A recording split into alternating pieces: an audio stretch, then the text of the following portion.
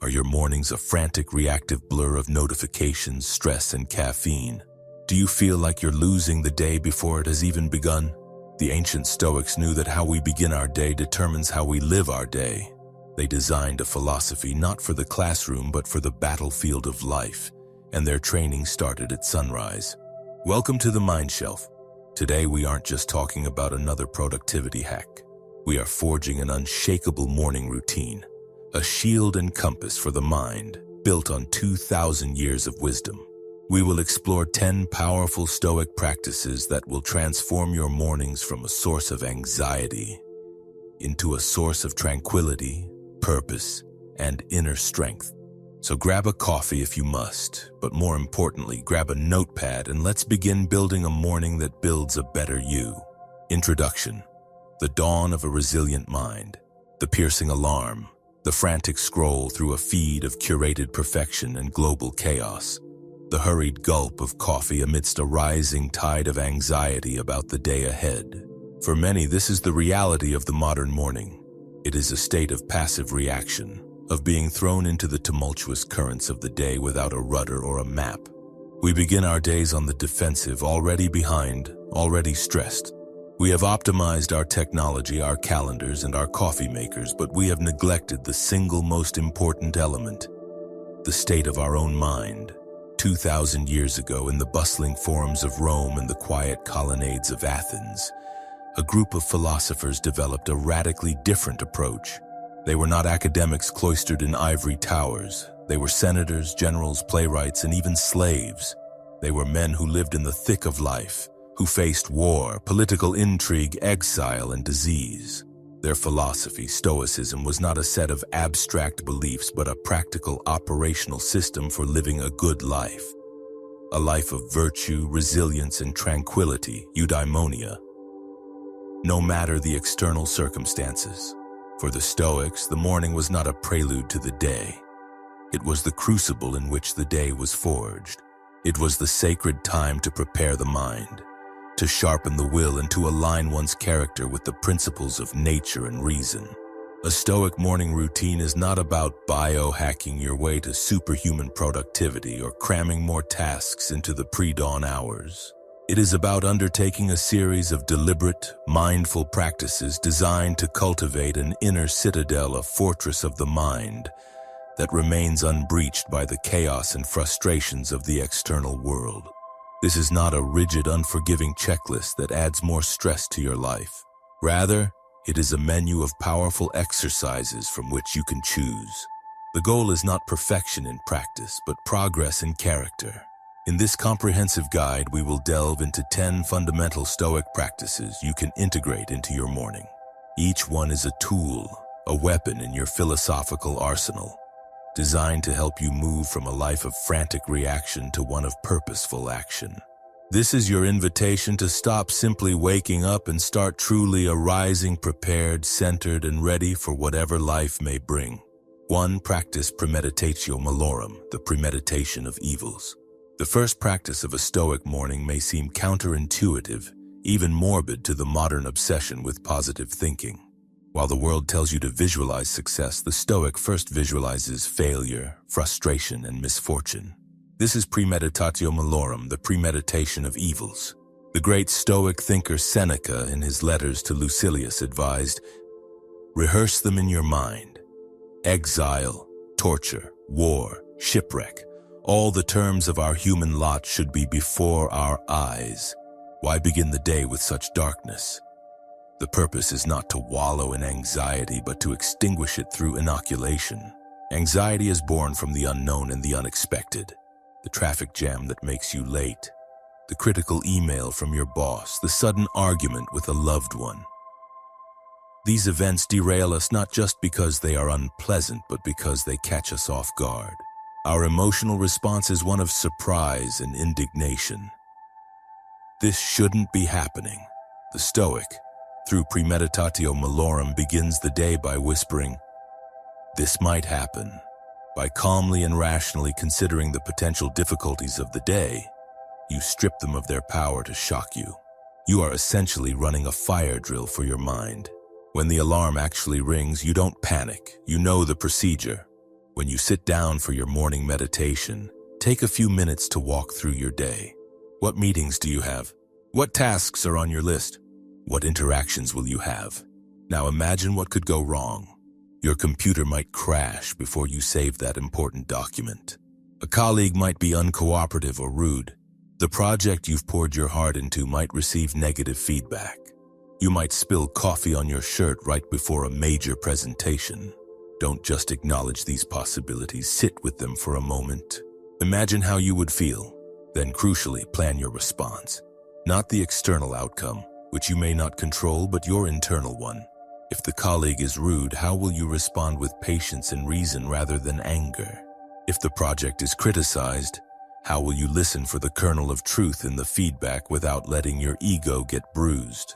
If you are stuck in traffic, how will you use that time for reflection or listening to an audiobook rather than succumbing to impotent rage? This practice does two remarkable things. First, it builds psychological resilience. By repeatedly exposing yourself to worst-case scenarios in a controlled meditative environment, you expand your comfort zone. Things that would have once seemed catastrophic become manageable inconveniences. You develop a kind of emotional callousing. Second, it cultivates a profound sense of gratitude. After contemplating the loss of your job, the breakdown of your car, or a health scare, the reality of your current situation, your steady employment, your functioning vehicle, your present health, suddenly appears in sharp, beautiful relief. You appreciate what you have because you have considered what it would be like to lose it. As Seneca wrote, "He is a great man who has not lost his savor of existence in the midst of prosperity." To practice premeditatio malorum, find a quiet moment after you wake. You can write it down or simply do it in your head. Survey the day. Quickly review your calendar and to-do list. Imagine obstacles. For each major event, consider what could go wrong. Be specific. Think about technical failures, social frictions, and personal errors. Plan your virtuous response.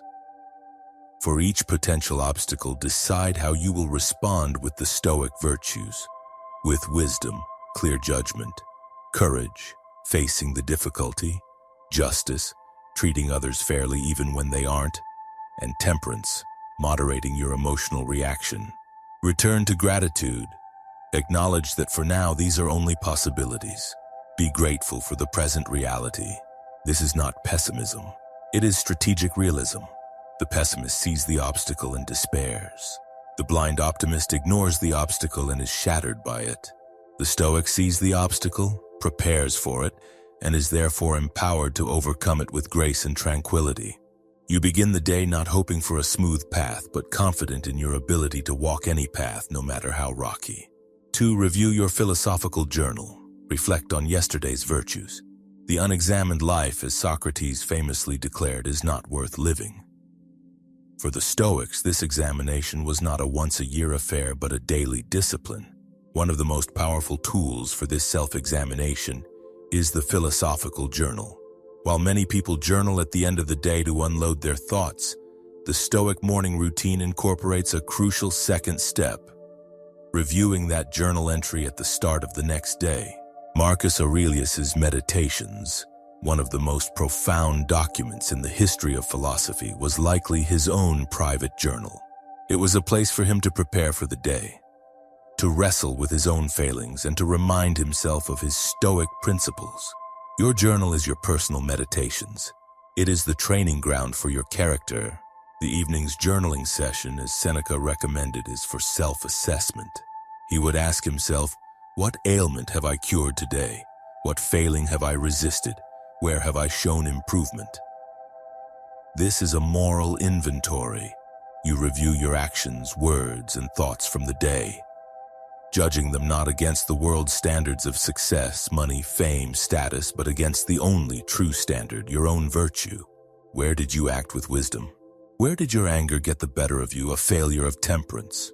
Did you treat someone unfairly, a failure of justice? Did you shrink from a difficult conversation, a failure of courage? You write it all down without harsh judgment, but with the honest eye of a physician diagnosing an illness. The morning review of this entry is where the real growth happens. With the clarity and fresh perspective of a new day, you read over your analysis from the night before. This act serves several critical purposes. First, it solidifies the lessons learned.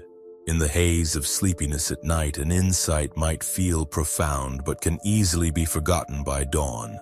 Reading it again in the morning carves that lesson into your mind. It transforms a fleeting thought into an enduring principle. Second, it allows you to set a clear intention for improvement. If you noted last night that you lost your temper with your children out of impatience, your morning review is the moment to set a concrete intention.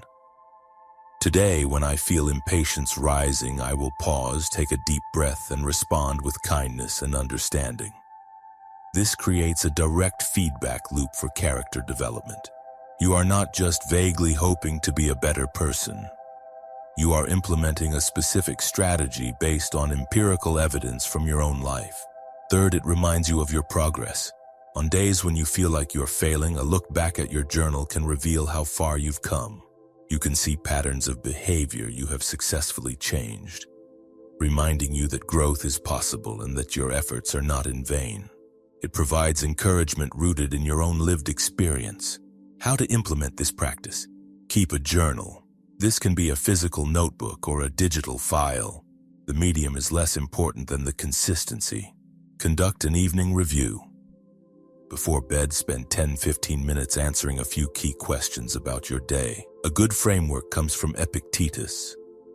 When the light has been taken away and my wife has fallen silent, I examine my entire day and go back over my deeds and my words. I hide nothing from myself. I pass nothing by. What did I do well in accordance with virtue? What did I do poorly? What could I have done differently? For what am I grateful? Conduct a morning review. First thing in the morning, perhaps with your coffee, take 5 minutes to read what you wrote the previous night. Set a single intention. Based on your review, choose one specific area for improvement for the day ahead. Don't overwhelm yourself. Focus on one clear, actionable goal related to your character. Reviewing your journal in the morning is like a pilot reviewing the flight plan before takeoff. You are reminding yourself of the destination, a life of virtue. Checking the weather report, the previous day's challenges and successes, and making a conscious decision about how you will navigate the journey ahead. It turns each new day into a deliberate step forward on the path to a better self.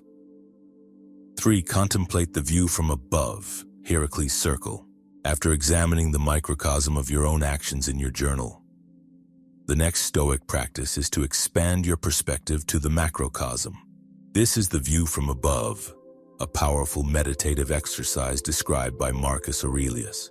He urged himself to look down from above on the countless herds of men and their countless ceremonies and their multifarious voyaging in storms and calms, and the differences among those who are born, who live together, and who die. This is not an exercise in detachment or misanthropy. It is an exercise in perspective and empathy. In the quiet of the morning, you close your eyes and begin to zoom out from your current position. Imagine yourself in your room, then see your house from above, then your neighborhood, your city, your country, floating on a continent, on a spinning blue marble in the vast, silent expanse of space. See all the people in your city waking up, each with their own hopes, fears, and struggles. See the entirety of human history, empires rising and falling, generations being born and turning to dust. See the countless herds of men, all striving, loving, fighting, and dying. The effect of this contemplation is profound. First, it shrinks your ego and your personal problems. The looming deadline, the annoying neighbor, the dent in your car viewed from the perspective of a galaxy. These anxieties wither into their proper, insignificant size. Marcus Aurelius used this technique to manage the immense pressures of being the Roman emperor. He reminded himself, "The whole earth is a point, and how small a nook in it is this thy dwelling." If the master of the known world could find solace in his own smallness, so can we. This isn't to say your problems aren't real, but it frames them within a larger context, preventing them from overwhelming your mind. Second, this practice cultivates a sense of connection and sympathy, what the Stoics called sympathia. It's a recognition that we are all part of a single, interconnected whole. The Stoic philosopher Heracles visualized this with a series of concentric circles. The innermost circle is the self, the mind. The next circle contains our immediate family. Then extended family, then our local community, our country, and finally the entire human race. The task of the Stoic, Heracles argued, is to constantly work on drawing the outer circles inward to care for our neighbor as we care for our cousin, to care for the stranger in a distant land as we care for our neighbor. By practicing the view from above, you see the shared humanity in everyone. The person who will cut you off in traffic, the demanding boss, the political opponent. From this vantage point, they are just fellow humans navigating their own short, complex lives just like you. This realization softens the heart and dismantles the tribalistic us versus them mentality that causes so much conflict. It prepares you to interact with others during the day with a sense of kinship and justice. You are less likely to be angered by the faults of others when you recognize your own place in the flawed, struggling, beautiful tapestry of humanity. How to practice the view from above. Find stillness. This is best done in a quiet, seated position after your journaling or initial reflection. Begin the zoom out. Close your eyes. Visualize your own body in the room. Then, as if you are a drone, fly up. See your home, your street. Keep pulling back. See your city as a map, your country, the curve of the earth. See the solar system, the Milky Way, the endless chaos of the universe. Observe humanity. From this vantage point, look back at the earth. See the billions of people, all engaged in their lives. See them as a collective, a single species on a single planet. Zoom back in with new perspective. Slowly, bring your awareness back. To the planet, to your continent, your city, your home, back into your body sitting in the room. Bring that sense of scale and connection back with you.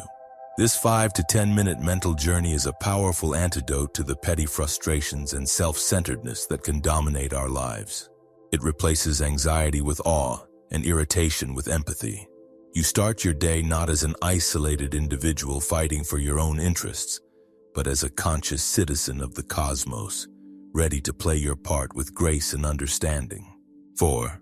Set your ruling principle for the day, hegemonikon. Once you have prepared for adversity, reflected on your character, and gained a cosmic perspective, it is time to set your compass for the day. For the Stoics, this compass was the hegemonikon, a Greek term for the ruling principle or ruling faculty of the mind.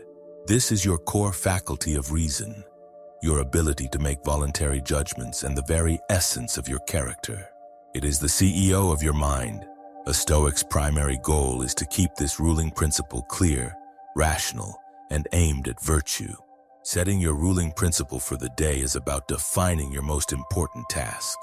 This is not about choosing the most urgent item on your to-do list, like finish the quarterly report.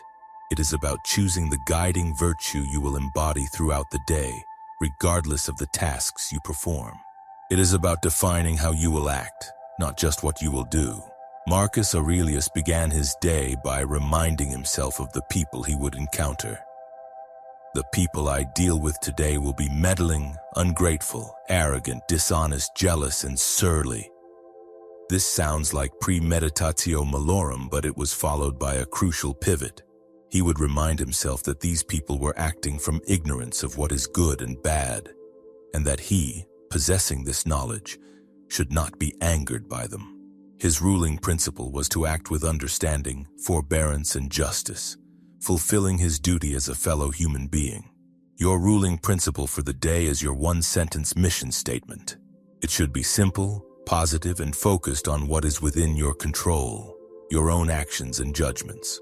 Examples might include, today I will meet every challenge with patience and persistence. My focus today is to listen carefully before I speak. I will treat every person I meet with kindness and respect, no matter how they treat me. Today I will do my work with diligence and honesty for its own sake. I will face frustration with a sense of humor and calm. Choosing just one guiding principle is a powerful act of simplification. In a world that pulls us in a million directions, it provides a single point of focus, a north star for your actions. When you find yourself in a difficult situation during the day, a frustrating meeting, a tedious task, a personal conflict, you can return to your ruling principle. It acts as a mental backstop, a reminder of your higher purpose. If your principle is patience, the traffic jam becomes an opportunity to practice it. If your principle is kindness, the rude cashier becomes a test of your resolve. This practice is the antidote to a reactive life. Without a consciously chosen ruling principle, our actions are dictated by our fleeting emotions, our primal instincts, and the agendas of other people. We become a ship without a rudder, tossed about by the waves of circumstance. By setting a clear principle in the morning, you are seizing the helm. You are making a conscious choice about the person you intend to be. How to set your ruling principle. Reflect on your needs. Based on your journal review and your anticipation of the day ahead, what virtue do you need most? Is it courage to face a difficult task? Temperance to deal with a craving? Wisdom to make a complex decision? Formulate a simple, actionable statement. Turn that virtue into a command or an intention. Use "I will," or "my focus is." Frame it positively. Instead of "I won't get angry," try "I will respond with calm." Write it down. This is crucial. Write it on a sticky note and put it on your computer monitor. Write it on the back of your hand. Set it as a recurring reminder on your phone. The physical act of writing and the visual cue throughout the day will keep it at the forefront of your mind. Commit to it. Verbally state it to yourself. This is my work for today. Feel the weight and importance of this commitment. The Stoic emperor Epictetus, a former slave, taught that the main task in life is to correctly handle our impressions, to see events for what they are, and to choose our response rationally. Setting a ruling principle is the ultimate expression of this power. It is the preemptive decision to choose virtue over vice, reason over passion, and purpose over distraction. It ensures that no matter what the day brings, your inner citadel, your hegemonicon, remains under your command. Embrace amor fati, love your fate. This is perhaps the most challenging and most liberating of all Stoic practices. Amor fati, a Latin phrase meaning love of one's fate, is the practice of not just accepting but actively embracing everything that happens in your life. The philosopher Friedrich Nietzsche, though not a Stoic, popularized the term and perfectly captured its essence. My formula for greatness in a human being is amor fati, that one wants nothing to be different, not forward, not backward, not in all eternity.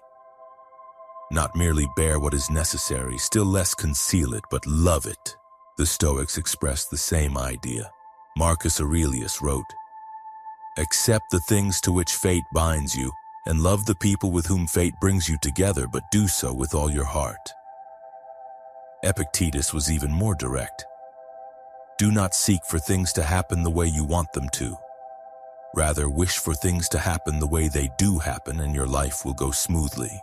In the morning, as you contemplate the day ahead, you are filled with hopes and plans. You want your presentation to go well, your commute to be easy, your family to be happy. This is natural. Amor fati does not ask you to abandon these preferences. It asks you to hold them lightly and to commit in advance to loving whatever outcome actually occurs. It is the ultimate expression of accepting the dichotomy of control. You control your effort, your preparation, your intentions. You do not control the final result. Practicing amor fati in the morning means you are preparing to find the good in every possible outcome. If you get the promotion, great. You will embrace the new responsibilities and opportunities. If you don't get the promotion, great. You will embrace this as an opportunity to redouble your efforts. Learn from your shortcomings, or perhaps realize this was not the right path for you after all. If the sun is shining, you will love the beautiful day. If it is pouring rain, you will love the nourishment it brings the earth and the cozy feeling of being indoors. This is not passive resignation. It is not lying down and letting the world walk over you. It is an active, powerful, and creative act of the will. It is the alchemy of turning any obstacle, any misfortune, any twist of fate into fuel. It transforms every event from a potential source of suffering into a definite opportunity for virtue. The Stoics believe that everything that happens is a chance to practice courage, patience, wisdom, or justice. Therefore, nothing that happens can truly be bad. because it can always be used for good, the good of developing your character. A fire can destroy a flimsy hut, but it forges steel. For the Stoic practicing amor fati, every event is fire. Their job is to be the steel. Ryan Holiday, a modern popularizer of Stoicism, phrases it this way: the obstacle is the way. The thing that blocks your path becomes your path.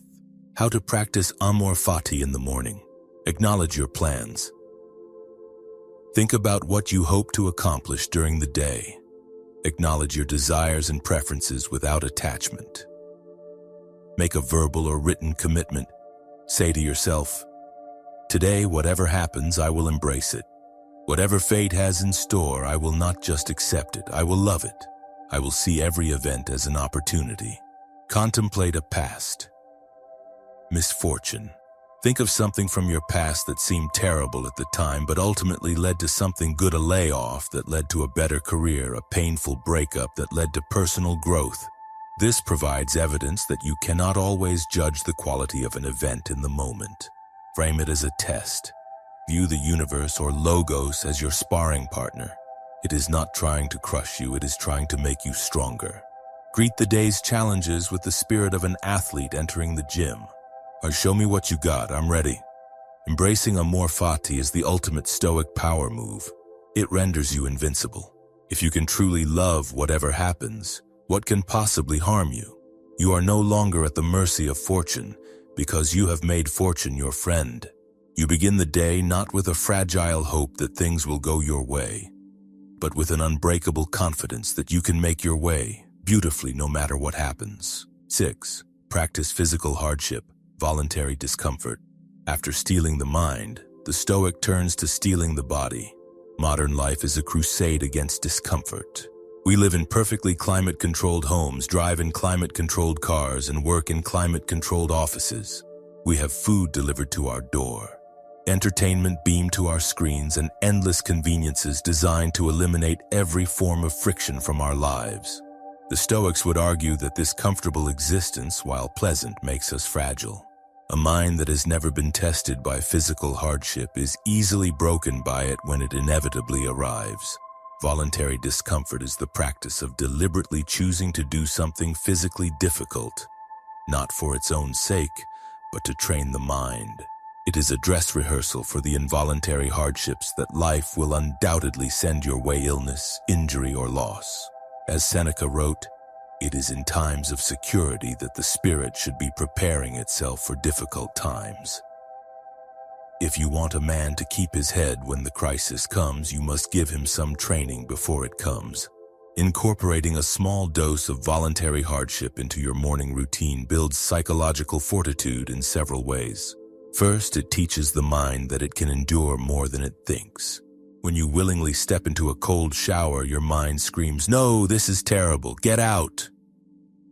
By staying in, breathing through the shock, and calming yourself, you are consciously overriding your primal instincts. You are teaching your rational mind, your hegemonicon, that it is in charge, not your comfort-seeking impulses. This victory, small as it may seem, is a powerful psychological boost that carries over into the rest of your day. When a difficult task arises at work, your mind has already learned that it can do hard things. Second, it cultivates appreciation and gratitude. After a 30-second blast of icy water, the feeling of a warm towel is pure bliss. After a simple breakfast of oats or even a period of fasting, a normal lunch tastes like a feast. By periodically and deliberately experiencing a lesser state, you reset your hedonic treadmill. You learn to appreciate the simple comforts you normally take for granted.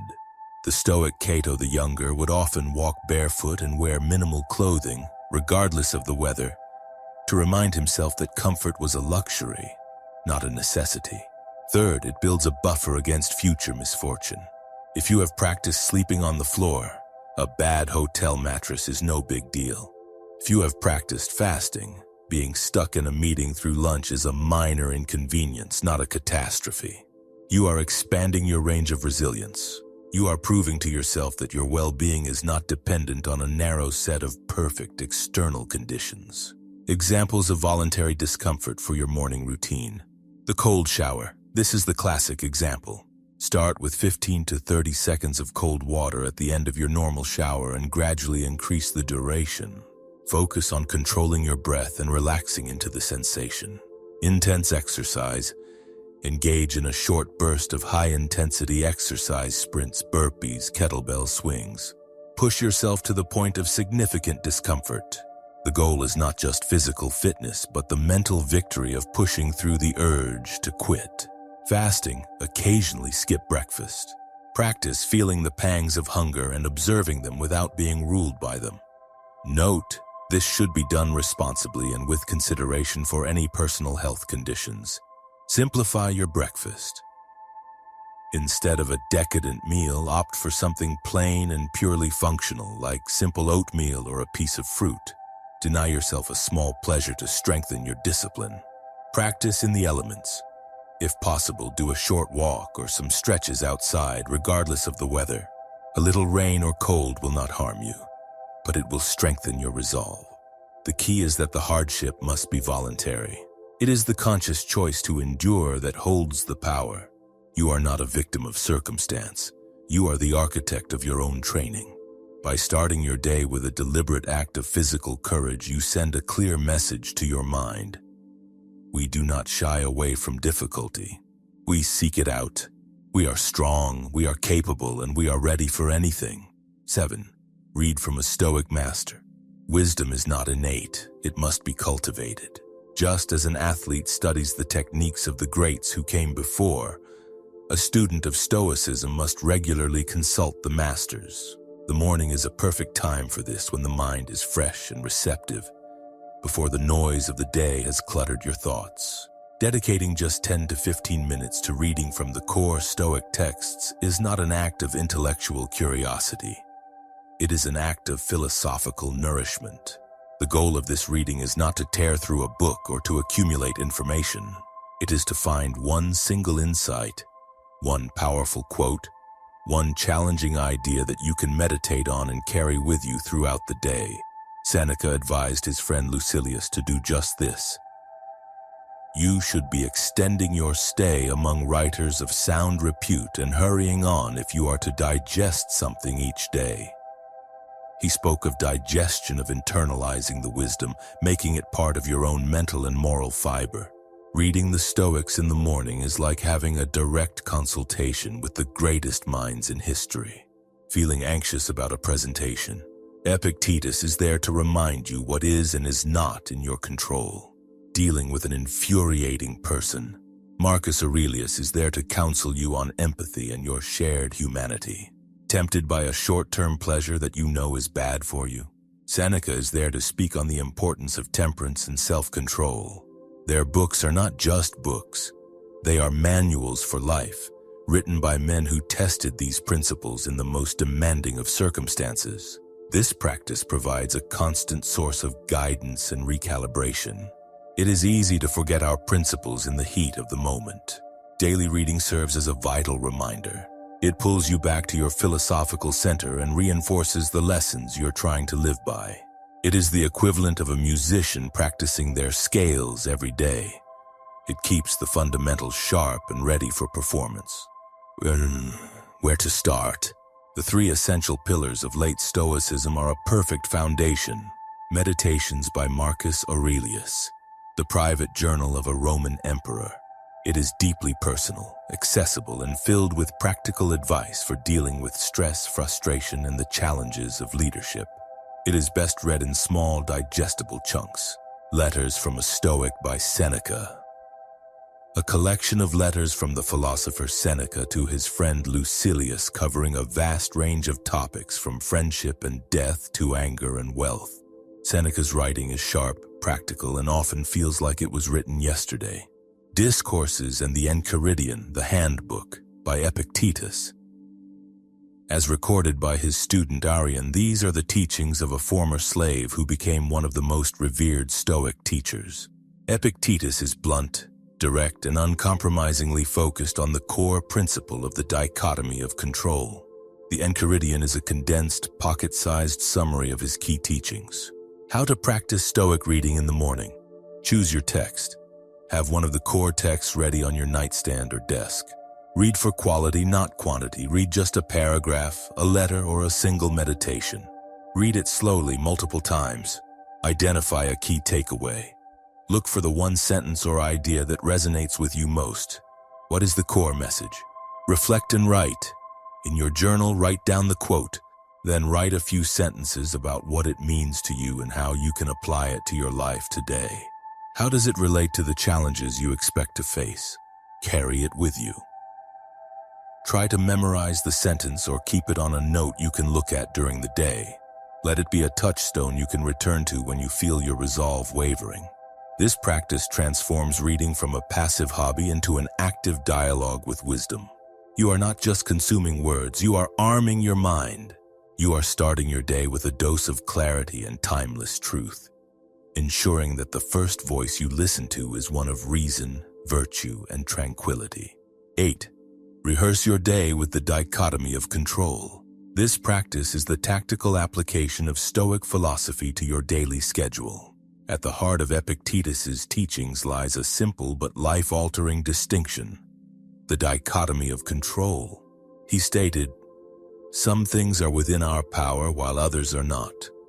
Within our power are opinion, motivation, desire, aversion, and in a word, whatever is of our own doing. Not within our power are our body, our property, our reputation, our office, and in a word, whatever is not of our own doing."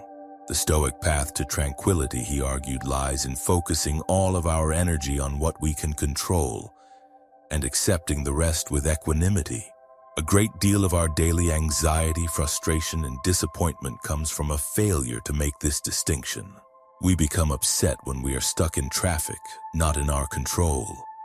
When a colleague doesn't deliver on a promise, not in our control. Or when it rains on the day of our outdoor party, not in our control. We are trying to command the uncommandable. In the morning, after you have a sense of your schedule and tasks, take a few moments to mentally rehearse your day through the lens of this dichotomy. Look at your calendar and to-do list, and for each item, clearly separate the two columns: what I control versus what I don't control. Let's take a common example: a major work presentation. What is not in your control? Whether the audience likes your presentation, whether your boss is impressed, whether you get the desired outcome, e.g. the project gets approved, whether the projector malfunctions, whether a key stakeholder is in a bad mood. What is in your control? The amount of research and preparation you put in, the quality of your slides, how many times you practice your speech, the intention to deliver your message clearly and honestly, your mindset going into the presentation, how you react if the projector malfunctions, with panic or with calm problem solving, your response to difficult questions, with defensiveness or with thoughtful consideration. By doing this rehearsal in the morning, you are preemptively surrendering the uncontrollable. You are consciously deciding not to attach your peace of mind to outcomes that are ultimately outside your command. Instead, you are placing your focus and your definition of success squarely on your own effort and character. A successful presentation for the Stoic is not one that gets a standing ovation. It is one that you prepared for diligently and delivered virtuously to the best of your ability. The rest is fate, and you have already decided to love your fate, amor fati. This mental rehearsal reduces anxiety because it clarifies your job. Your job is not to guarantee a specific result. Your job is to perform your role with excellence. It also empowers you by highlighting where your energy should be directed. Instead of wasting mental cycles worrying about what your boss will think, you can reinvest that energy into practicing your opening statement one more time. How to practice this rehearsal? Review your schedule. Look at the 3 to 5 most significant events or tasks of your day. Create mental columns. For each event, mentally or on paper, list what you can control and what you cannot. Define success internally. For each event, define what a win looks like based only on the things within your control. For a difficult conversation, a win might be, I will express my perspective calmly and respectfully. Not, I will convince the other person. Formulate a plan. Based on this clarity, formulate your plan of action. Your plan should be a series of steps that are all within your power. Release the outcome. Make a conscious decision to release your attachment to the results you cannot control.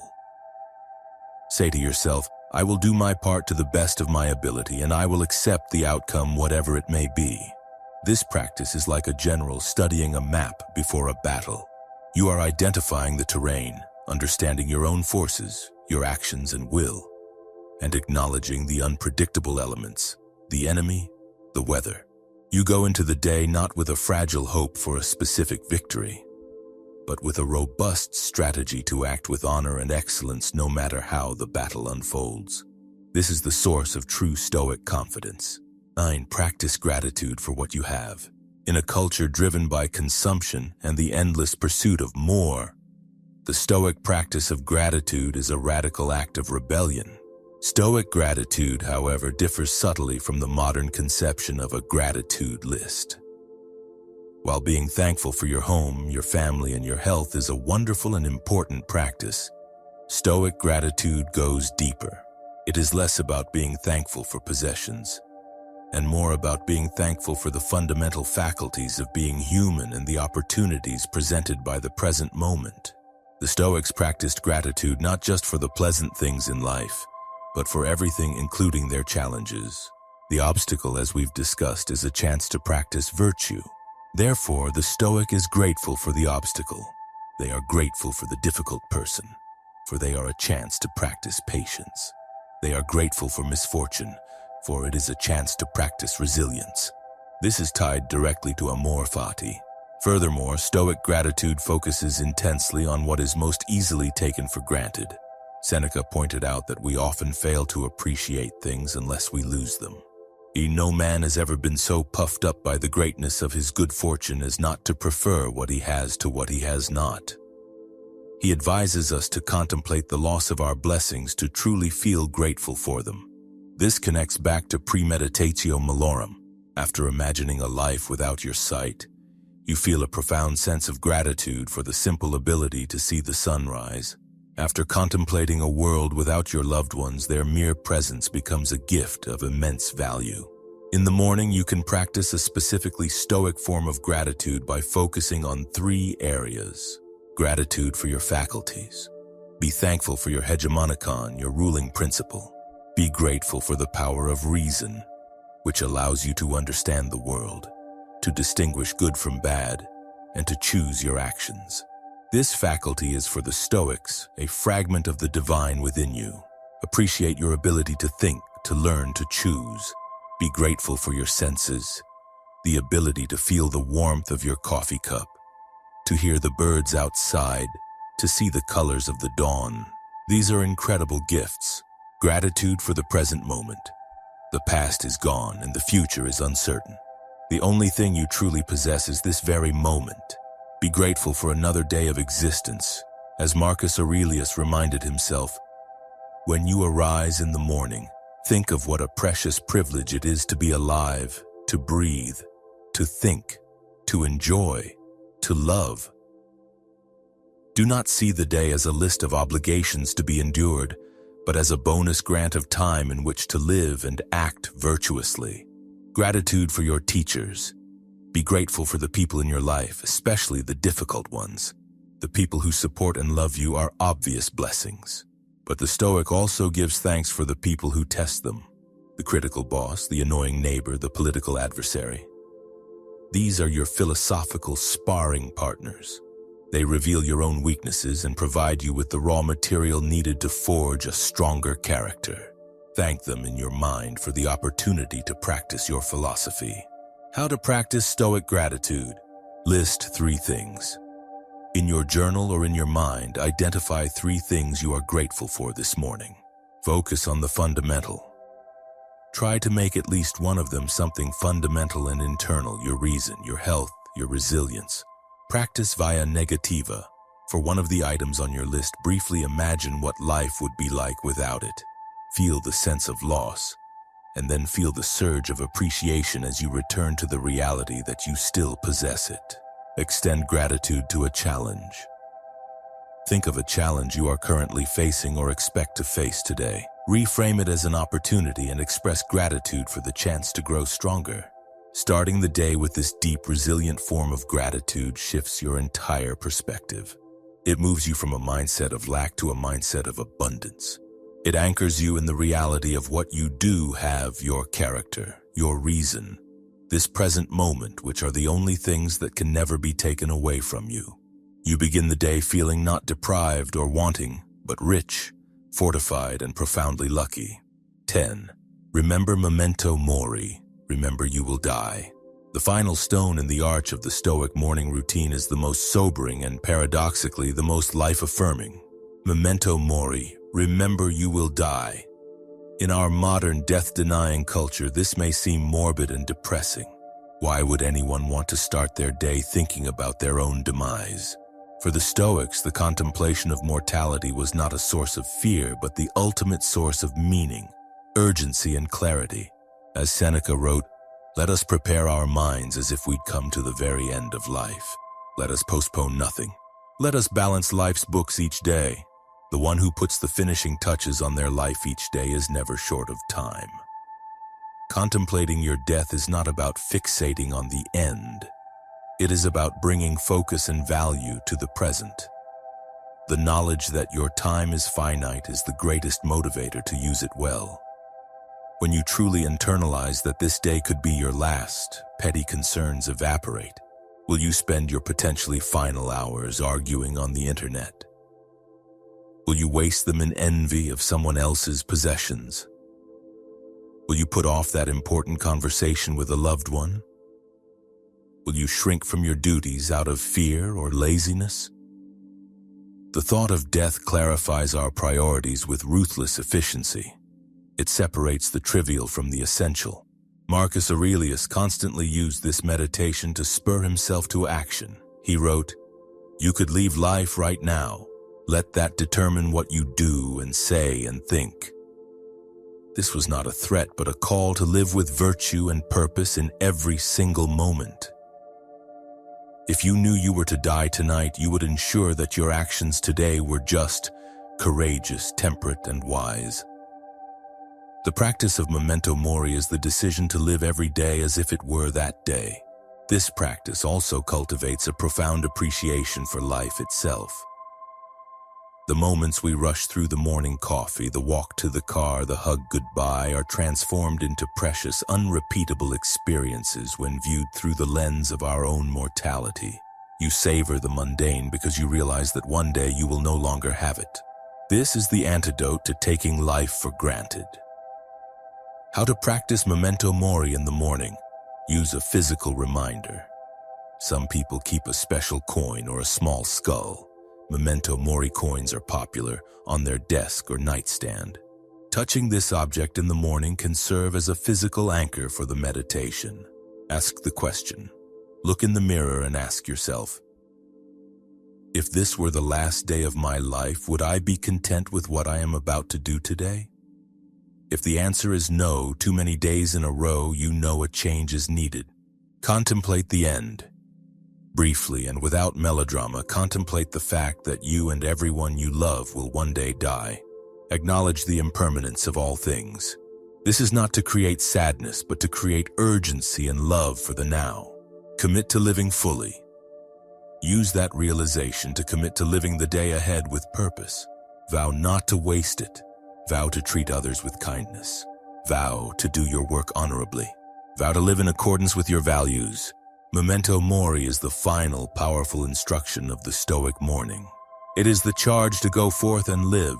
It takes all the other practices, the preparation for adversity, the reflection on virtue, the cosmic perspective, the love of fate, the physical and mental discipline, and infuses them with a sacred urgency. You have prepared your mind, body, and soul. Now go and live this day, this precious, unrepeatable gift, as if it were your last. For one day you will be right. Conclusion: forging the day, forging the self. The 10 practices outlined above are not a rigid sequence of life hacks. They are a holistic system for the cultivation of the self, a philosophical gymnasium for the mind. They are the tools with which the Stoics forged tranquility and resilience in a world every bit as chaotic and unpredictable as our own. A Stoic morning routine does not promise a day free from difficulty, frustration, or pain. Such a promise would be a lie. Instead, it offers something far more valuable: the promise that you can meet any difficulty, any frustration, any pain with strength, virtue, and inner peace. It is the training that ensures that while you may not control the events of the day will not control you. Start small. Choose one or two of these practices that resonate with you. Perhaps begin with reviewing your day in a journal or taking a cold shower. Practice them consistently. As they become habits, slowly introduce another. The goal is not to perform a perfect routine, but to build a consistent practice that strengthens your character over time. How you spend your morning sets the tone for your entire day. By choosing to begin with intention, reflection, and discipline, you are making a profound statement. You are declaring that your inner peace is more important than your inbox, that your character is more valuable than your comfort, and that you are the author of your own life, not merely a character in someone else's play. You are arising not just from your bed, but to your best self. This is the promise and the power of the Stoic morning. And there you have it. 10 principles, not of perfection, but of practice. This isn't a checklist to be completed in a rush. It's a framework for a life lived with intention. The goal isn't to have a perfect Stoic morning. The goal is to use the morning to become a more virtuous, resilient, and tranquil person throughout the day, no matter what it throws at you. Start with one. Just one. Practice it, internalize it, and let it fortify your mind. The battlefield of life awaits, but now you have the tools to face it with courage and calm. Thank you for joining us here at the Mind Shelf. If this guide has provided you with value, please consider liking this video and subscribing to join our community of thinkers and practitioners. We explore the world's greatest ideas to help you build a stronger mind. What Stoic practice will you start with tomorrow? Let us know in the comments below. Until next time, live with virtue,